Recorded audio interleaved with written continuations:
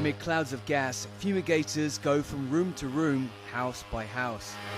They're trying to kill the mosquitoes which have caused a dengue epidemic in the city. Heavy rains and hot weather have made Piura the epicenter of Peru's worst ever outbreak. And the impact is being felt mostly by the old and the very young. 7-year-old Camila Navarro is slowly recovering her strength. The first day she had a high fever and abdominal pain. Then on the second and third days she was vomiting and had diarrhea. That's when I brought her to the emergency room because the fever would not go down. She's at an emergency tent hospital erected on a sports field to deal with the overflow of dengue patients.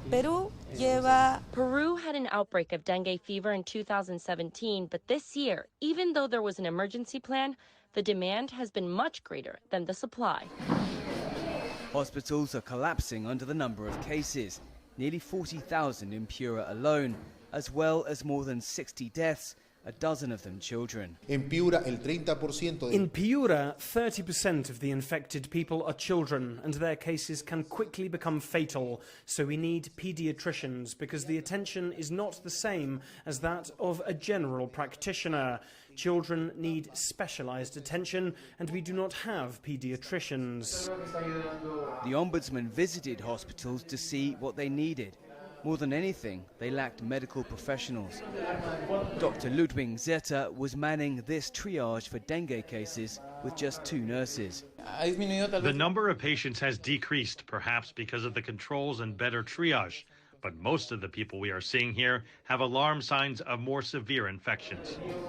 He said it brought back memories of the health crisis during the COVID-19 pandemic. This is normally a maternity hospital, but due to the dengue outbreak, the doctors and nurses are here are dealing with a steady stream of patients with the virus.